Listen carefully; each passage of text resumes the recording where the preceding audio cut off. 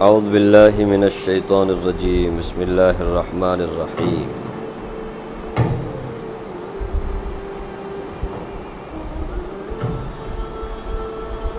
یا ایہا الذین آمنوا لا تحلوا شعائر اللہ ولا الشہر الحرام ولا الہدی ولا القلائد ولا آمین البیت الحرام یبتغون فضلا من ربهم ورضوانا وَإِذَا حَلَلْتُمْ فَاصْطَادُوا وَلَا يَجْرِمَنَّكُمْ شَنَآنُ قَوْمٍ أَن صَدُّوكُمْ عَنِ الْمَسْجِدِ الْحَرَامِ أَن تَعْتَدُوا وَتَعَاوَنُوا عَلَى الْبِرِّ وَالتَّقْوَى وَلَا تَعَاوَنُوا عَلَى الْإِثْمِ وَالْعُدْوَانِ وَاتَّقُوا اللَّهَ إِنَّ اللَّهَ شَدِيدُ الْعِقَابِ۔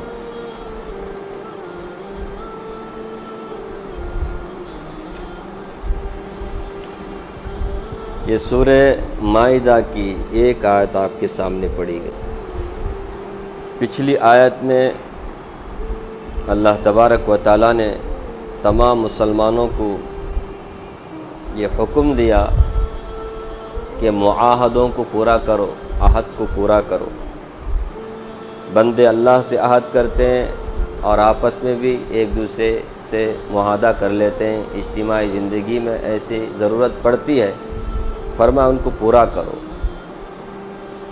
اور اس کے بعد کہا گیا بہیمۃ الانعام کو تمہارے لیے حلال کیا گیا ہے، مگر کچھ جانور ایسے ہیں جو تمہارے لیے حرام ہیں، کچھ چیزیں ایسی ہیں جن کا ذکر اگلی آیت میں آئے گا۔ اور حالت احرام میں حلال جانور کا شکار کرنا بھی تمہارے لیے حرام ہے۔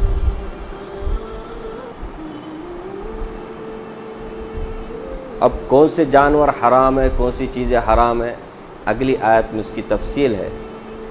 اس آیت میں اللہ تبارک و تعالیٰ فرماتے ہیں کہ یا ایہا الذین آمنوا لا تحلوا شعائر اللہ۔ سب سے پہلے فرمایا ایمان والو اللہ کے شعائر کی بے حرمتی نہ کرو، ولا الشہر الحرام، اسی طرح اشہر حرم، حرمت والے مہینوں کی بھی بے حرمتی نہ کرو، ولا الہدی، ہدی قربانی کا جانور، اس کی بھی بے حرمتی نہ کرو، ولا القلائد، پٹے لگے ہوئے پٹے بندھے ہوئے جانور، ان کی بھی بے حرمتی نہ کرو، ولا آمین البیت الحرام، بیت الحرام یعنی بیت اللہ کے ارادے سے عمرہ حج کرنے کے لیے جانے والے، ان کی بھی بے حرمتی نہ کرو۔ یبتغون فضلا من ربہم ورضوانا، اپنے رب کی خوشنودی اور اپنے رب سے فضل کی تلاش میں وہ لوگ جا رہے ہیں جو بیت اللہ کی طرف جا رہے ہیں، کوئی اور مقصد تو ان کا نہیں ہوتا، تو ایسے لوگوں کی بے حرمتی نہ کرو۔ تو اس میں بہت تھوڑی سی چیزیں اللہ تعالیٰ نے ذکر کیا کہ ان کی بے حرمتی نہ کرو۔ سب سے پہلے اس میں شعائر اللہ، شعائر شعیرتن کی جمع ہے، ایسی چیز کو بولتے جس سے کسی کی پہچان، کسی کی علامت متعلق ہو، جو اللہ کی عبادت پر، اللہ کی عظمت پر دلالت کرنے والے، اللہ کی عظمت کی جسے پہچان ہو، اللہ کی عبادت کی جس سے پہچان ہو، اس کو کہتے ہیں شعائر، شعیر۔ امام شاہ ولی اللہ محدث دہلوی رحمۃ اللہ علیہ فرماتے ہیں اللہ تعالیٰ کے جو شعائر ہیں، اللہ کی عبادت پر دلالت کرنے والی، اللہ کی عظمت کی نشانیاں دنیا میں بہت ہیں، ان میں سب سے ٹاپ میں جو ہیں اللہ کے رسول صلی اللہ علیہ وسلم کی ذات مبارکہ ہے، قرآن مجید ہے، بیت اللہ ہے، کعبۃ اللہ ہے، اور نماز ہے۔ اور اس کے علاوہ یہاں خاص کر کے بعض مفسرین نے کہا ہے حج کے وہ خاص مقامات ہیں، حج کے وہ خاص علاقے ہیں، ان کو یہاں کہا گیا ہے۔ صفا مروہ ہے، جس کے بارے میں فرمایا ان الصفا والمروۃ من شعائر اللہ، صفا مروہ اللہ کے شعائر میں سے ہے، اللہ کے عبادت اور اللہ کی عظمت کی نشان ہے یہ۔ اسی طرح عرفات کا میدان ہے، مزدلفہ ہے، مینا ہے، ہاں یہ سب وہ جگہ ہیں جن کی تعظیم کرنے کا اللہ نے حکم دیا ہے، ان کی کبھی بے حرمتی نہ کرو، نہ زبان سے نہ کوئی کسی حرکت سے بے حرمتی نہ کرو۔ اذان ہے، مسجدیں ہیں، مدرسے ہیں، یہ سب اللہ تبارک و تعالیٰ کی عبادت کی پہچان ہے، دیکھتے ہی معلوم ہوتا ہے ہاں یہ اللہ کی عبادت ہے۔ اذان کس کے لیے، کیا ہے اس میں اذان میں؟ ہم کو تو ابھی بھی پتہ نہیں اذان میں کیا کہا جاتا ہے، ہمارے بچوں کو بھی پتہ نہیں روزانہ 5 وقت سنتے ہیں، لیکن اذان کا معنی خود مسلمان کچھ نہیں معلوم، ہم کیا غیروں کو کیا دعوت دیں گے؟ اذان بھی شاعر میں سے۔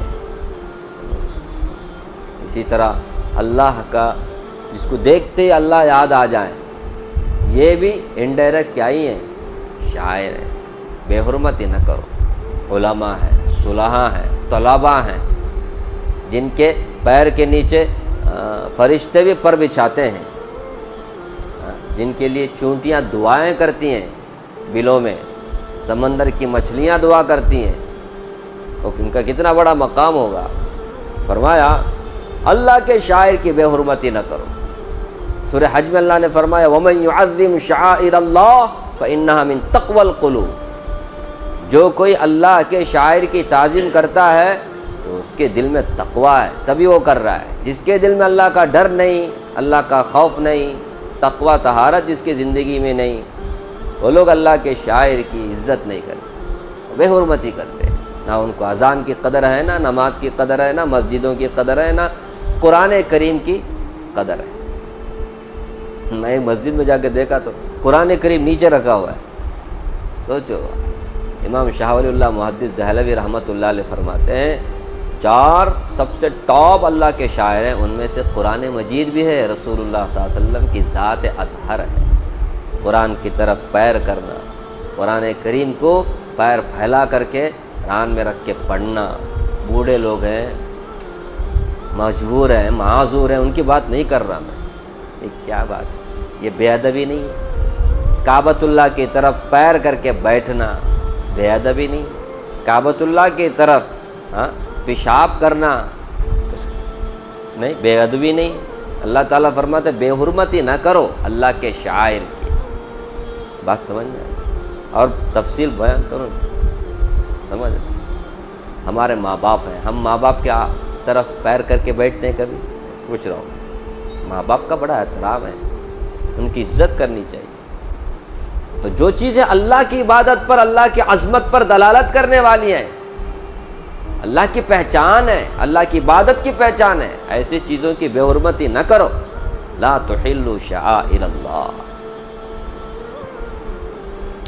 ولا الشہر الحرام، اسی طرح اشہر حرم، حرمت والے مہینوں کی بھی کیا نہ کرو، بے حرمتی نہ کرو۔ حرمت والے مہینے کتنے ہیں؟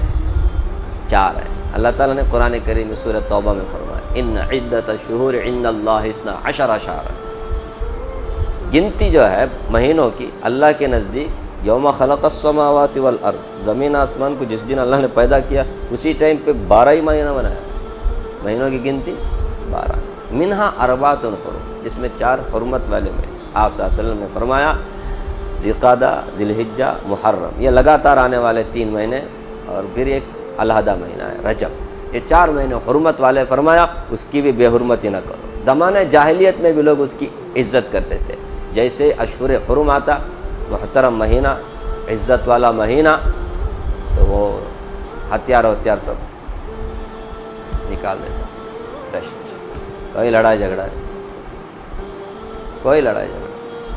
جس طرح کعبۃ اللہ، جس طرح حرم کا احترام کرتے تھے لوگ، اپنا جانی دشمن بھی وہاں نظر آتا اس کو بھی کیا نہیں کرتے تھے، چھیڑتے نہیں، تو اس کو بھی مارتے نہیں۔ کیوں بھائی؟ حرم ہے، اللہ کا گھر ہے، بڑی عزت کرتے تھے زمانے، اللہ نے اس کو باقی رکھا، اس کو باقی رکھا، جو چیزیں اچھی ہیں اس کو باقی رکھا گیا، سمجھ، جو بری تھی اس کو ختم کیا گیا، تو یہ اچھی چیز ہے، حرمت والے مہینے کی عزت کرنا، سمجھ رہے؟ اس میں قتل کرنا، جنگ کرنا، جہاد کرنا جائز نہیں۔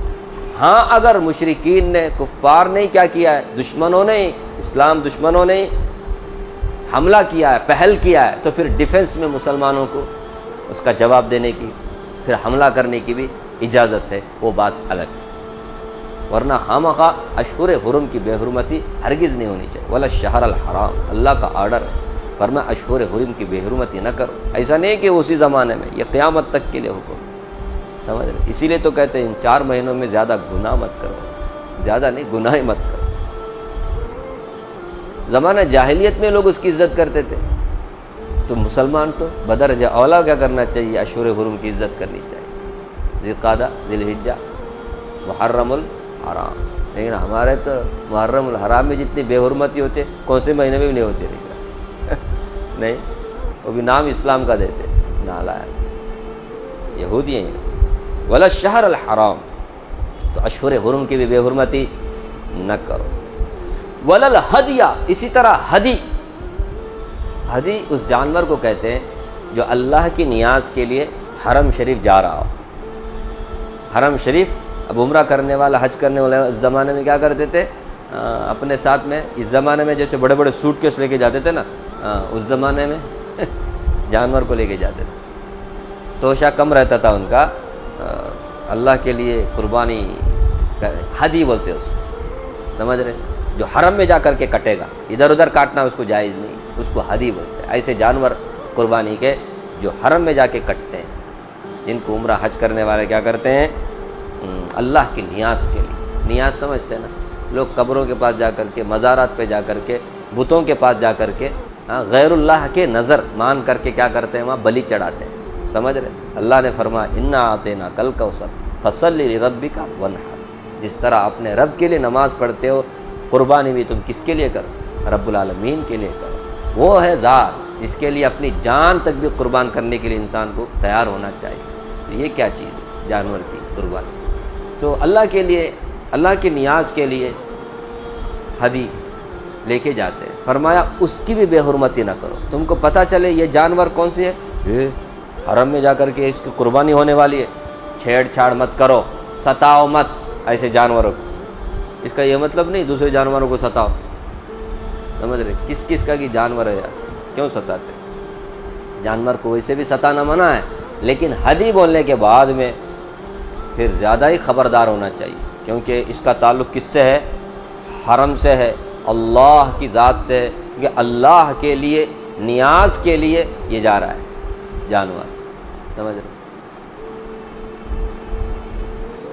وَلَا الْقَلَائِدَ، اسی طرح پٹے ڈالے ہوئے جانور۔ یہ کیا ہوتا ہے؟ کبھی جانور جو قربانی کے ہوتے جس کو لے کے جاتے، اس کے گلے میں پٹے بھی ڈالتے تھے زمانے جاہلیت، تاکہ پتہ چلے دور سے ہی ہاں یہ جانور، فرق کرنے کے لیے۔ جیسے لوگ گھریلو کتے کو کیا کرتے؟ پٹا ڈالتے، آزاد کتوں کے گلے میں کیا نہیں ہوتا؟ پٹا نہیں ہوتا، نہیں کچھ سمجھانے کے لیے ہوتا، سمجھ رہے؟ تو ہدی جو اللہ کے لیے قربان ہونے کے لیے جانے والے جانور ہیں، ان کے گلے میں کچھ ہار جیسا، کچھ پٹا وغیرہ ڈالا کرتے تھے۔ وہ ایک علامت ہوتی تھی، نشانی ہوتی تھی کہ یہ جانور ایسا ویسا جانور نہیں ہے، یہ اب حرم میں اللہ کے نام پر اللہ کے لیے کٹنے والا جانور ہے۔ تو فرمایا وَلَا الْقَلَائِدَ، پٹے والے، قلادے والے اور اسی طرح ہار والے وہ جانور کی بھی بے حرمتی نہ کرو۔ وَلَا آمِّنَ الْبَيْتَ الْحَرَامَ، بیت حرام، حرمت والا۔ حرام کے معنی؟ ارے عربی میں حرام کا معنی جو ہے نا، حرمت کا بھی آتا ہے، حرمت والا۔ بیت المسجد حرام بولتے ہیں، اشہر حرام، حرمت والے مہینے۔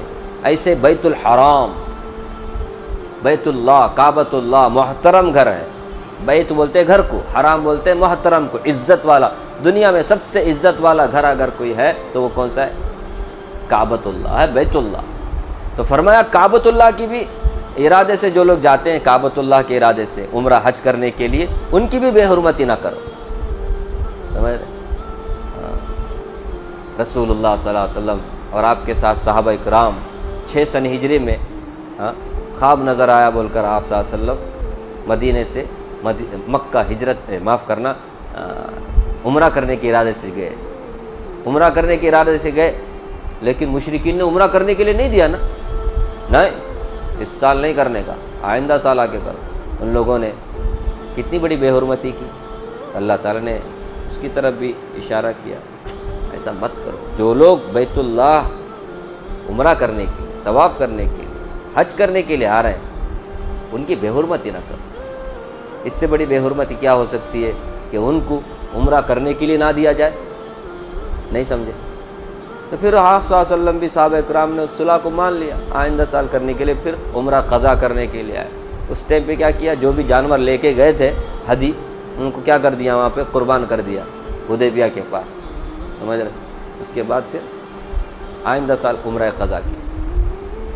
تو مسلمانوں کو حکم ہے، انہوں کرے بول کو تم مت کرو، سمجھ رہے؟ جو بیت اللہ کی طرف آ رہے ہیں عمرہ کرنے کے لیے، حج کرنے کے لیے، ان کو روکو مت، ویزا دے دو ان کو، ہاں ان کو ویزا دے دو۔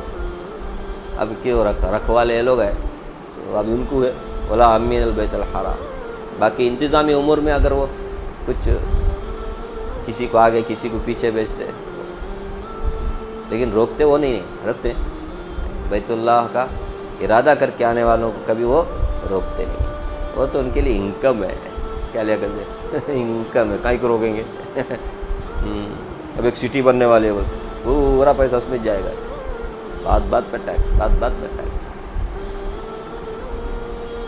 ولا امین البیت الحرام، اور بیت الحرام بیت اللہ کا ارادہ کر کے جو جانے والے ہیں، فرمایا ان کی بھی بے حرمتی نہ کرو۔ یبتغون فضلا من ربہم ورضوانا، یہ لوگ تو اپنے رب کے فضل اور خوشنودی کو تلاش کرنے کے لیے جا رہے ہیں، وہاں کوئی بزنس کرنے کے لیے تھوڑی جا رہے ہیں، وہاں کوئی غرض نہیں ہے نا، اللہ کی خوشنودی حاصل کرنے کے لیے جا رہے ہیں۔ فضل سے رزق بھی طلب معنی مراد لیا جا سکتا ہے کہ حج کے سفر میں چھوٹا موٹا اگر کوئی آدمی کیا کرتا ہے، تجارت بھی کر لیتا ہے رزق کے لیے کچھ، تو اس کی بھی اجازت ہے، سمجھ رہے؟ جانے والے جاتے ہیں، اس لیے بھی جاتے ہیں، حج بھی ہو جاتا ہے ساتھ ساتھ تجارت بھی ہو جاتی ہے، اسی ارادے سے نہیں جانا درمیان میں، اب اسی سے اس کا گزر بسر ہونے والا ہے تو کیا کر سکتا ہے؟ فرمایا اللہ کی خوشنودی اور اللہ کا فضل تلاش کرنے کے لیے، حلال رزق حاصل کرنا بھی اللہ کی بہت بڑی نعمت ہے، اللہ کا فضل ہے، تو اس ارادے سے کوئی جانے والے ہیں بیت اللہ کی طرف تو تم ان کو روکو مت، ان کی بے حرمتی نہ کرو۔ فرمایا وَإِذَا حَلَلْتُمْ فَاصْطَادُوا، آگے فرمایا کہ جب تم حلال ہو جاؤ تو پھر شکار تمہارے لیے حلال ہے، سمجھ رہے؟ اس سے پہلے آیا نا احرام کی حالت میں شکار حلال جانور کا بھی کیا ہے، شکار مت کرو، اور شکار کا اس جانور کو مت کھاؤ، شکار نے جو جانور بھی شکار کیا ہے، شکاری جانور نے، اس کو مت کھاؤ، وہ حرام ہے، وہ مردے کی جیسا ہے، سور کی طرح ہے، حرام مت کھاؤ۔ لیکن وَإِذَا حَلَلْتُمْ، جب تم حلال ہو جاؤ یعنی احرام تمہارا کھل گیا، فاصطادوا، اب تم شکار کھیل سکتے ہو، شکار کرنا جائز ہے، ٹھیک ہے؟ آگے فرمایا وَلَا يَجْرِمَنَّكُمْ شَنَآنُ قَوْمٍ أَن صَدُّوكُمْ عَنِ الْمَسْجِدِ الْحَرَامِ أَن تَعْتَدُوا۔ اللہ اکبر۔ ایک زمانہ ابھی آپ نے سنا کہ مشرکین نے، کفار مکہ نے مسلمانوں کو مسجد حرام جانے سے روکا، عمرہ کرنے نہیں دیا۔ اللہ تعالیٰ فرماتے ہیں اے مسلمانوں، تمہیں جس قوم نے مسجد حرام جانے سے روکا، اس قوم کی دشمنی اس قوم کے ساتھ زیادتی کرنے پر آمادہ نہ کرے۔ وَلَا يَجْرِمَنَّكُمْ شَنَآنُ قَوْمٍ، انہوں زیادتی کرے بول کر تم زیادتی مت کرو۔ اب اللہ نے تمہیں حکومت دے دی، اب مکہ فتح ہو گیا، اب تمہارا غلبہ ہے، تمہارا کنٹرول ہے، تمہارے قابو میں آ گیا مکہ، تو اب تم کنٹرول میں آیا بول کر کے ایسی قوم کے ساتھ، جس قوم نے تمہیں ایک مرتبہ کیا کیا تھا، مسجد حرام سے روکا تھا، اس کے ساتھ زیادتی مت کرو۔ اسلام میں برائی کا بدلہ برائی نہیں ہے، سمجھ رہے؟ انہوں زیادتی کرے، ظلم کرے بول کے تم ظلم مت کرو۔ اسلام کی تعلیم سن رہے نا، پڑھ رہے نا، سمجھ رہے نا؟ یہ ہے اسلام۔ اسلام کو کیسے بدنام کیا جاتا ہے نا، لوگ کتنا بدنام کرتے، اور قرآن کیا کہتا ہے؟ جس قوم نے تمہیں بیت اللہ سے، مسجد حرام سے روکا تھا، اس قوم کی دشمنی کہیں تمہیں ان کے ساتھ زیادتی کرنے پر نہ ابھارے، زیادتی مت کرو۔ ظلم کسی کے ساتھ بھی جائز نہیں ہے، مسلمان کے ساتھ بھی، مشرک کے ساتھ، کسی انسان کے ساتھ بھی ظلم کرنا یا اسلام تو یہ ہے، ولا یجرمنکم۔ ورنہ کیا ہوتا ہے، بدلے کی بھاونا دل میں رہتی ہے، خنس رہتا ہے، بغض رہتا ہے، نفرت رہتی ہے، دشمنی رہتی ہے، تو آدمی حد سے آگے بڑھ جاتا ہے۔ حد سے آگے نہیں بڑھنا، حد میں رہنا، اللہ کی محبت میں بھی حد، اور اللہ سے کے لیے جو دشمنی کسی سے کرتے، نفرت کسی سے کرتے، شرک سے، بدعت سے، خرافات سے نفرت کرو، لیکن حد میں، اتنا نفرت کہ وہ جو کرنے والے ہیں نا بدعت، ان کے ساتھ کیا کر رہا ہے؟ زیادتی کر رہا ہے۔ غلط ہے، آج ایسا ہی ہو رہا ہے۔ ارے بدعتی ہیں، مشرک ہیں، ابھی وہاں ہم کو کوئی سنگٹنے والا ہم کو پسند نہیں۔ ارے دیکھو اللہ حفاظت فرمائے، سنی، سلفی، فلاں فلاں، پھر سنیوں میں 2 گروپ، پھر ان میں 2 گروپ، سمجھ رہے؟ کتنے گروپ؟ ایک گروپ والے کو دوسرے گروپ کو دیکھنے ہوتا ہے، سمجھ رہے؟ تو اس میں حد سے آگے بڑھ جاتے، دشمنی میں مار توڑ، مسجد میں کیا بول رہے؟ قرآن کہتا ہے جو مشرک قوم تم کو مسجد حرام سے روکے، ان کی دشمنی بھی تمہیں کیا نہ کرے؟ زیادتی کرنے پر نہ ابھارے۔ اور ہم ہیں کہ مسلمان آپس میں ایک دوسرے کے اوپر زیادتی کرتے ہیں، کتنے گر گئے ہم لوگ۔ یہ سوچنے کی بات ہے، ایسا نہیں کرنا چاہیے۔ زیادتی کسی کے ساتھ بھی کبھی بھی جائز نہیں، نارمل یا حد میں رہنا۔ کیا بولتے ہیں حد میں رہنے کو؟ کیا بولتے ہیں؟ نیوٹرل۔ ہر ایک میں تو دشمنی ہے بول کر کے ان کے ساتھ زیادتی مت کرو۔ اور یاد رکھو وَتَعَاوَنُوا عَلَى الْبِرِّ وَالتَّقْوَى، نیک اور تقوی کے کاموں میں کیا کرو؟ ایک دوسرے کا معاونت کرو، مدد کرو، ہیلپ کرو۔ ایک زبردست اصول ہے، وَلَا تَعَاوَنُوا عَلَى الْإِثْمِ وَالْعُدْوَانِ، گناہ کے اور پھر زیادتی کے کاموں میں کبھی ایک دوسرے کی مدد نہ کرو۔ نیکی کے کاموں میں، تقوی کے کاموں میں ایک دوسرے کی مدد کرو، گناہ کے کاموں میں اور زیادتی کے کاموں میں، ظلم کے کاموں میں ایک دوسرے کی معاونت کبھی نہ کرو۔ تمہارا اپنا بھائی کیوں نہ، معاونت مت کرو، ہیلپ مت کرو، سمجھ رہے؟ ارے نیکی کے کاموں میں ہیلپ کرو گے تو نیکی زیادہ ہوگی، معاشرے میں نیکیاں زیادہ ہوں گی۔ برائی کے کاموں میں اگر ہم تعاون نہ کریں گے تو برائی ختم ہوگی، سمجھ رہے؟ اللہ کی زمین میں نیکیاں ہونی چاہیے، برائیاں نہیں ہونی چاہیے، انصاف ہونا چاہیے، زیادتی نہیں ہونی چاہیے۔ تم زیادتی کے کاموں میں کیا کرتے ہو؟ سپورٹ کرتے ہو۔ ابھی دیکھو نا، پرسوں ایک اتیاچار کے بارے میں سنا، کتنا افسوس ہوا یہاں کر کے۔ آج کل کے کورٹ دیکھو کس طرح سے مجرموں کو آزاد کرتی ہے۔ پہلے 5 سال کی بچی کا اس نے ریپ کیا، سمجھ رہے؟ 10 سال کی اسے سزا ہو گئی، وہ بھی 10 سال، اتنی چھوٹی بچی کا ریپ کر کے 10 سال، 20 سال بھی نہیں، اور ہمیشہ کے لیے اس کو اچھا باہر آیا۔ اس کے بعد پھر 8 سال کی بچی کے ساتھ اس نے ریپ کیا۔ میں بتا رہا ہوں، دیکھو کیا ہے آج کل کے کورٹوں کا حال، دیکھو ہمارے یہاں، یہ انصاف دلانے والے۔ اس کے بعد وہ اس میں کیا ہوا، اس کو وہ ہوتا ہے نا سول کورٹ نے اس کو جیووادی شکشے بول کر کے ڈال دیا۔ وہ اس نے اپیل کیا ہائی کورٹ میں، ہائی کورٹ نے کیا بولا معلوم؟ اسے معلوم رہا کر دیا۔ اس کی وجہ کیا؟ اور باپ اس کے اوپر دباؤ ڈالا رہے گا، وہ اس میں پہچاننے کے لیے بولے اس میں سے کون تمہارے کو کرنے والا۔ انہیں پہچانی نہیں، باپ ذرا یہ کیا رہے گا بول کر کے وہ کیس باہر آیا، پھر 11 سال کی لڑکی کے ساتھ کیا۔ اب یہ جو اس نے 11 سال کے ساتھ پھر سے کیا نا، اس کا کارن کون ہے؟ یہی ہائی کورٹ کا جج ہے۔ اس نے کیا کیا؟ اس کو زیادتی کرنے پر کیا کیا؟ ذرا اس کا بیک گراؤنڈ پیچھے کا، اس کے کیسز وغیرہ وہ دیکھنے کا نہیں۔ ایک آج کل کے ججوں کا، اس کی بچی کے ساتھ اگر ہوتا، یہ جج کی بچی کے ساتھ اگر کوئی کرتا، کیا کرتا ہے؟ ظلم کے کاموں میں ایک دوسرے کی مدد مت کرو۔ یہ جو جج ہیں انصاف دلانے والے، یہی ایسے ظالم ہو جائیں، کیا ہوگا معاشرے کا؟ تو جرائم بڑھیں گے یا کم ہوں گے؟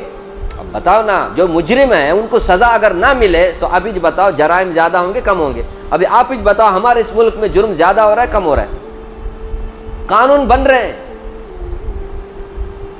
اور قانون سے داؤ پیچ کھیلنے والے قانون کو وہ اس سے بھی زیادہ ہے چالاک، کچھ نہیں ہو رہا ہے۔ مجرم اور بھی جرم کرتا ہے، جیسے باہر آیا اور بھی زیادہ کرتا ہے۔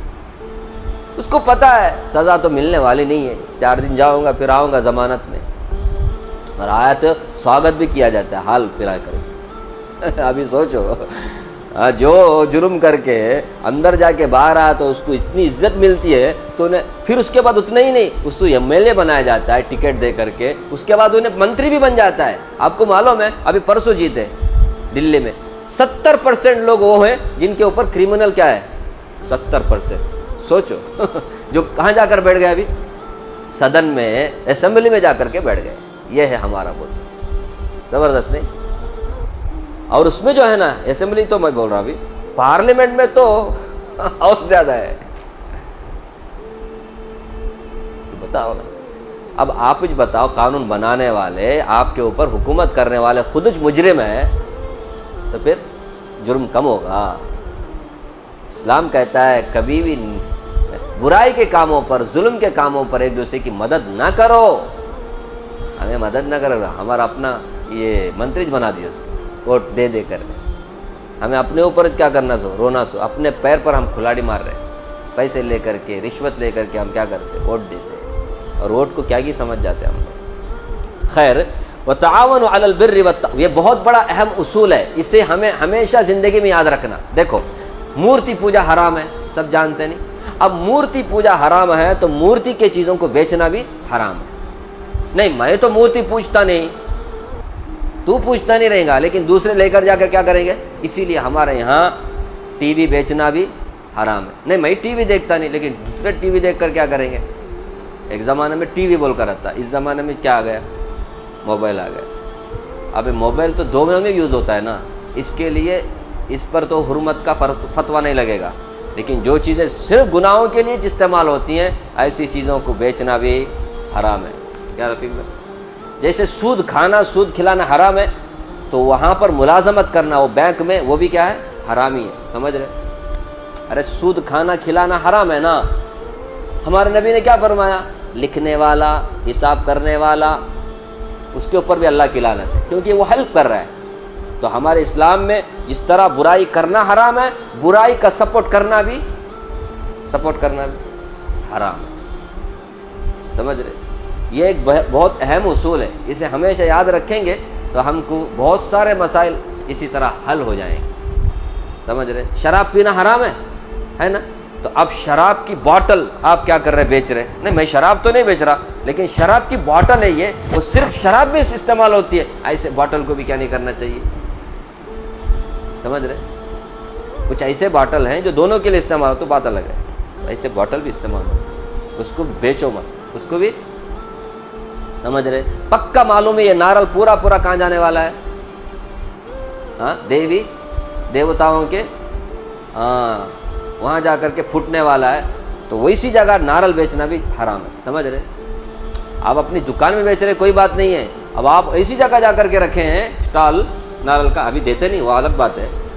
ابھی تم ایسا نامہ لگا کے جا کے بیٹھنا. سمجھ رہے؟ مسلمان نے نامہ لگا کے بیٹھے تو کیا بھی نہیں پرابلم ہے. بات بول رہے حرام ہے.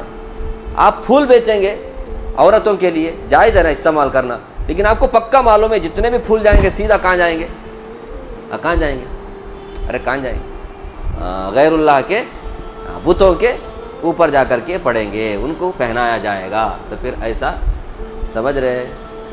یہ ایک اہم اصول ہے. اس کی روشنی میں آپ بہت سارے مسائل کیا کر سکتے ہیں کہ نیکی کے کاموں میں معاونت کرو، ہاں، برائی کے کاموں میں کبھی معاونت نہ. نیکی کا کام ہے، مدرسے میں نیکی ہوتی ہے، بچے حافظ بنتے ہیں، عالم بنتے ہیں. سمجھ رہے؟ تو اس میں سپورٹ آپ کریں گے تو وہ جو عالم حافظ بنیں گے آپ کو بھی اس میں ثواب ملے گا. کیا بولتے ہیں؟ سمجھ رہے؟ جو نیکی کا کام ہے اس میں تم مدد کرو، جو برائی کے کام ہو رہے ہیں ان کی کبھی کیا نہ کرو، مدد نہ کرو. اسے کیا بولنے کا، انکریج میں وہ نہیں ہونا چاہیے. برائی کے کاموں میں حوصلہ پست کرنا، نیکی کے کام میں حوصلہ بلند کرنا، ان کو شاباشی دینا، انعام دینا، فلاں. خیر، واتقوا اللہ، اللہ سے ڈرو. ان اللہ شدید العقاب، بلا شبہ اللہ تعالیٰ بڑے سخت پکڑنے والے ہیں. اللہ تعالیٰ کے آرڈر کے خلاف کوئی بھی کرے گا نا، اللہ سخت پکڑے گا، سخت پکڑے گا. اللہ نے کیا فرمایا، بے حرمتی نہ کرو، یہ مت کرو، ہاں، ظلم مت کرو، ظلم کے کاموں میں مدد مت کرو، نیکی کے کاموں میں مدد کرو. اس کی خلاف ورزی اگر کوئی کرے گا، یاد رکھنا اللہ بڑے سخت پکڑنے والے. اللہ مجھے بھی آپ کو بھی اللہ کی کتاب پڑھنے، سمجھنے اور اس کے تقاضے پہ عمل کرنے کی توفیق عطا فرمائے.